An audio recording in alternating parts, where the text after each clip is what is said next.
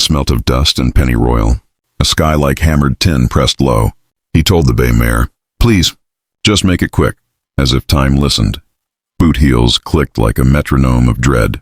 Cedar Gulch lay ahead, bristling with rifles. He'd come because running wasn't a life. Folks said Hank Mercer was steady as bedrock. Today his hands argued otherwise. The telegram had used one word, ransom. His brother Eli, caught by the Bramble Gang. 10 days since the spring drive. Every hour cost cattle, coin, and nerve. The main street was a ribcage of buildings. Shadows pooled beneath porches. Eyes watched from shutters like owls. A bell clanged once in the chapel. The sound made him flinch. He wondered if Mercy had a timetable. At the saloon, cards stopped mid-air. Whiskey smelled like a dare. Hank pushed the door and swallowed the room's hush. A woman at the piano played 2 lonely notes.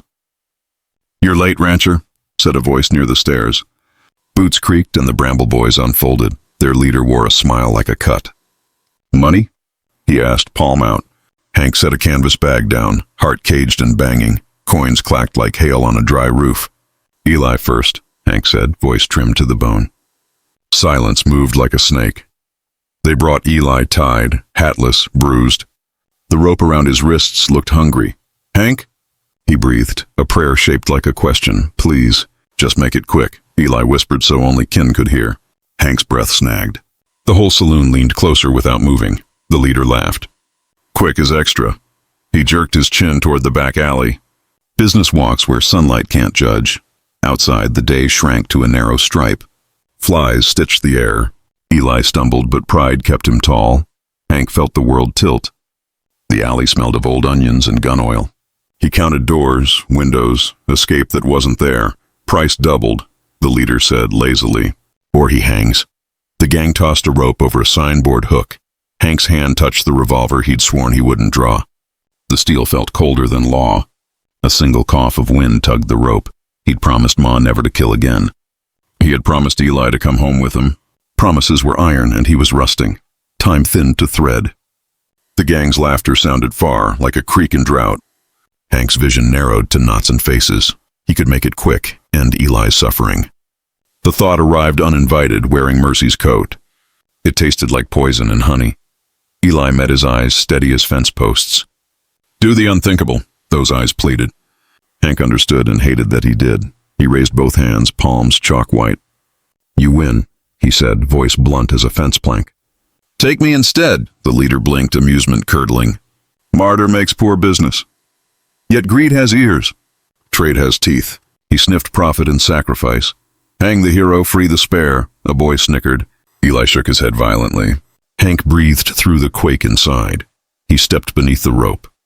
The noose brushed his jaw like a cold kiss. "Make it quick," he said, and the alley flinched. A murmur rose from the saloon door. People pressed moths to a scandal flame. Somewhere a child began to cry. Hank looked up at a sky that wouldn't look back. He remembered branding calves, the sizzle and smoke. "Pain is a signature. Life signs anyway. Last words?" The leader drawled. Hank swallowed his fear like dry bread. "Count slow," he answered. The leader nodded to the boy at the sign. Rope tightened with the patience of winter. Eli thrashed against 2 men and a problem. Hank felt the noose weigh the future. He pictured Ma's kitchen lamp, the soft halo. He pictured Eli's first steps on creek stones. The boy tugged the rope. Boards groaned. The hook bit wood, a silent witness. Hank lifted his chin and closed his eyes. He listened to the count. 1, 2. At 3 he moved, not forward, not back, sideways. His boot heel kicked a hidden splintered crate. The crate skittered, a shield where none existed. His right hand, suddenly fast as snake weather, drew steel. He didn't aim at men. He aimed at rope. The shot cracked like a verdict. Fibers jumped, strands flayed, the alley gasped. The noose sagged, hope with it. Before anyone's brain caught up, Hank's left hand fired at the sign bracket. Iron rang. The hook loosened like a tooth. Eli dropped to his knees, coughing freedom. Hank fired once more, a bullet stitching the ground at the leader's boots. "Move!" he barked. Chaos kicked the door in. Gang hands grabbed for pistols. Townsfolk grabbed for courage. Eli's wrists met Hank's knife and parted. "Run the long way," Hank said, voice clipped. Eli nodded, a plan traveling a brother's road. They broke opposite directions. 2 gang shots tore paper holes in daylight. Hank dove behind a rain barrel. Water sloshed like a startled horse. The leader crouched, calculating. "Unthinkable," he muttered, almost admiring. He motioned sharp. Boys flanked the exits. Hank's lungs burned sagebrush. He checked rounds by feel and memory. The barrel stuttered as bullets chewed it thin. A shadow fell across him, the piano woman, now holding a shotgun. "Figured you'd need a louder opinion," she said. Hank grinned. A cut that healed. She fired. The alley thundered. One boy's hat flew. His courage went with it. The leader hissed and ducked. Eli limped toward the livery, 2 gangmen on his smoke. Hank rose, drew their attention with noise and Mercy's twin. "Bullets go where eyes look. Back door!" the woman shouted, already reloading. Hank nodded and took the corner like a prayer. He moved small and fast. They met at the corral, breath broken, hearts not. The bay mare stomped, reading panic like a headline. Hank cut the last of Eli's bonds. A rifle barked from the water tower. Chips of fence leapt like grasshoppers. "Climb," Hank said, boosting Eli to the saddle. Together, Eli rasped, stubborn as spring. Hank vaulted, landing light. Hooves wrote hurried cursive in dust. They tore down a side street, laundry snapping like flags. A boy cheered. A man swore. Someone crossed themselves. The town pitched in the saddle. The gang poured like ants from a kicked hill. The leader's stallion ate distance. "They'll ride you to bones," the woman had warned. Open prairie yawned ahead, hot and gold. Behind, thunder made of hooves. Between, a ribbon of consequence. They veered toward Dead Boy Wash, a dry bed slick with deceit. Hank knew its gullies, its sudden teeth. The gang did not. He slowed, bait on a hook. Eli shouted, but Hank's eyes said trust. The wash welcomed them with powder-soft sand. They disappeared into its ribs. Sun striped their faces through scrub. Sound scattered, then returned wearing echo.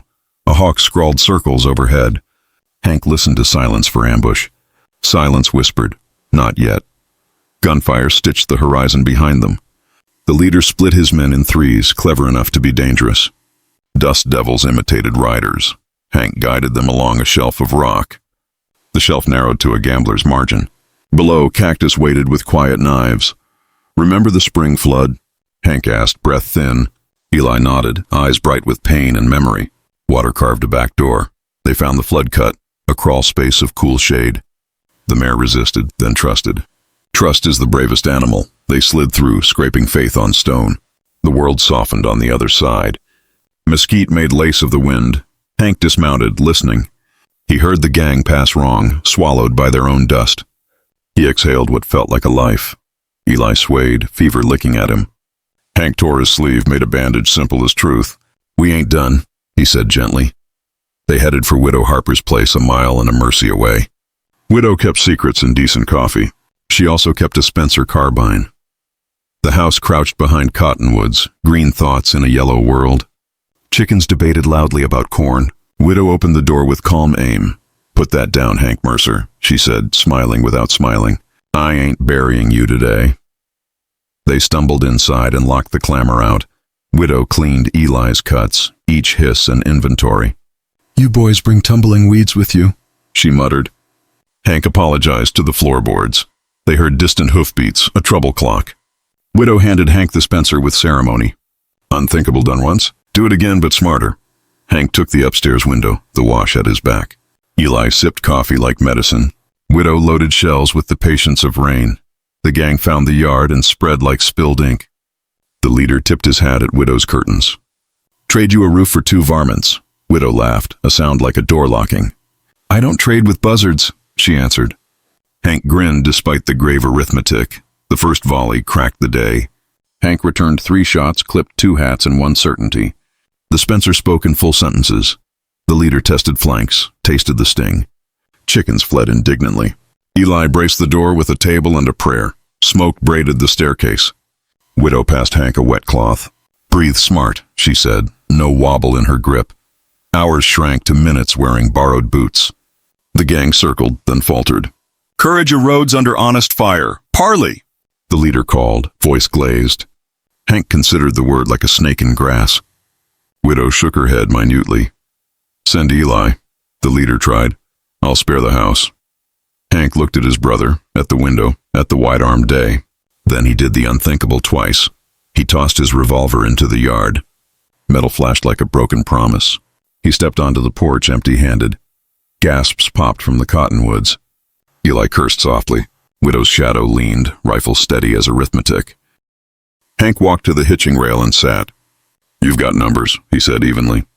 "I've got time in this town's memory." Memory. The leader smirked. Hank nodded toward the watching windows, the children with widened futures.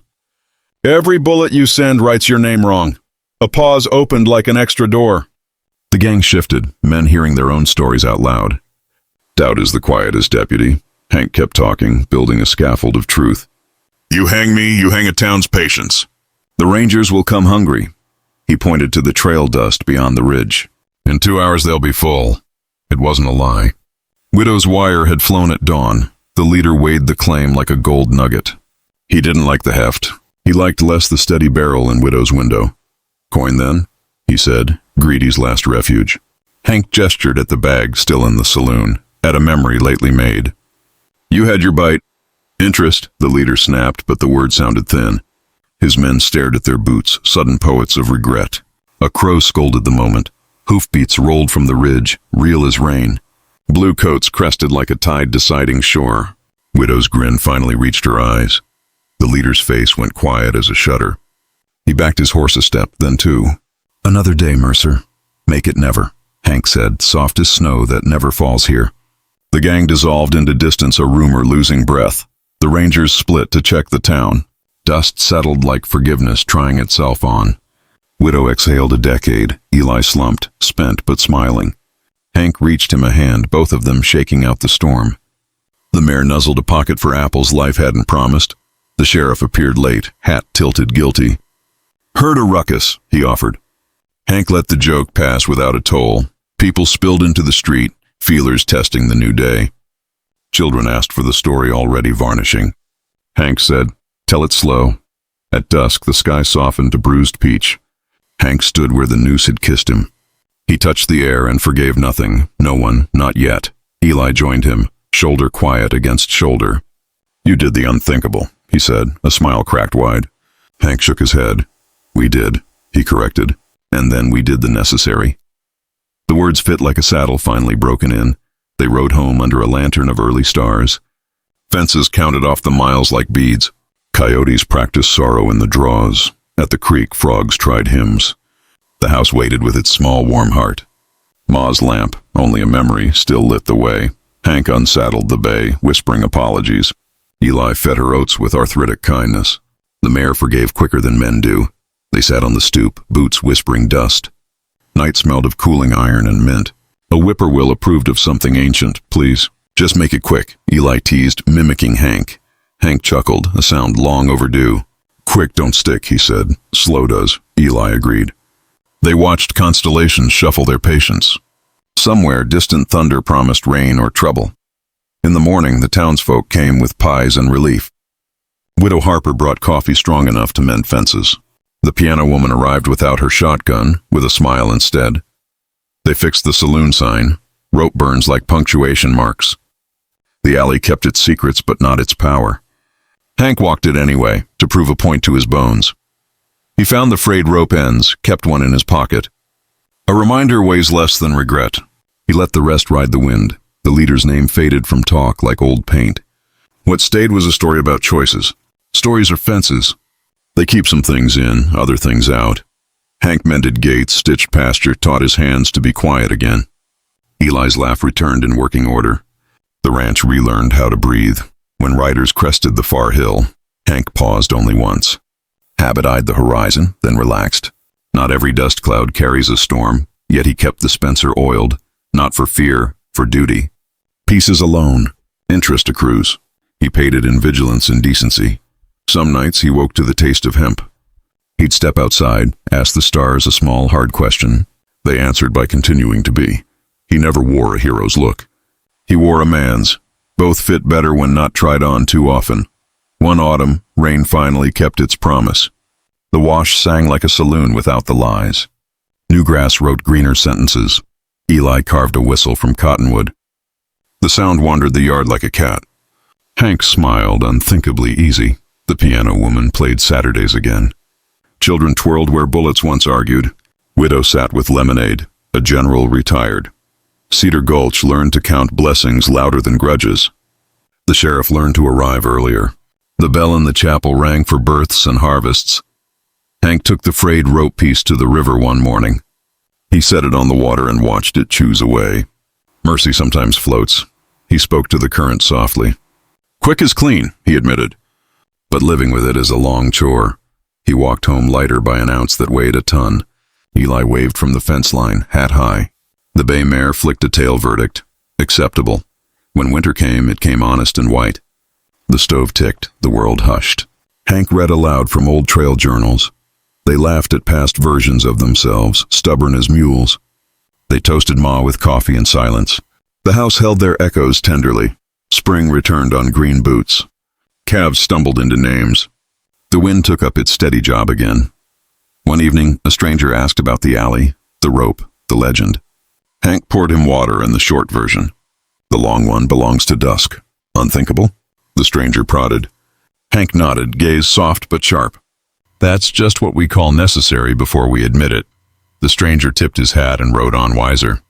Hank closed the gate and stayed. The sun fell slow, doing its best work unhurried. Later, when the coyotes tuned the horizon, Hank whispered to the dark. Please, just make it quick, he said out of habit. The night answered with crickets and patience. He smiled at the answer, finally fluent in it. Not quick, not slow, just true. He went inside and slept without ropes. Morning found him already forgiven by the day. Coffee steam wrote small blessings above the mugs. Eli hummed off-key, but on time. They saddled up to check the north pasture. Dew jeweled the grass like minted coins. The bay mare stepped like she owned the bank. On the ridge, Cedar Gulch sprawled neat and ordinary. Ordinary is the bravest miracle. Hank saluted it with a nod. He touched the scar at his neck, more memory than mark. He let his hand fall away, unneeded. The wind, for once, kept a secret. If the gang ever whispered back, the town would be louder. The bell knew its notes. The rangers knew the road. Hank's eyes stayed kind, not soft. Eli's grin kept the porch nailed to joy. The mare kept her opinions ready, and when folks told the story, they got some parts wrong, as is the custom. Hank never corrected them. Truth doesn't mind a little shine, because in the end, the rancher froze, then did the unthinkable. He chose mercy with a marksman's aim. He made quick serve slow, and both serve right. The prairie kept breathing. The stars kept their stubborn jobs. So did Hank. He lived long enough to misplace the fear. He died old enough to be outlived by the lesson. Cedar Gulch, for once, stayed a good idea, and if the wind still smells of pennyroyal, that's just the past waving without clutching. Let it wave. Right on.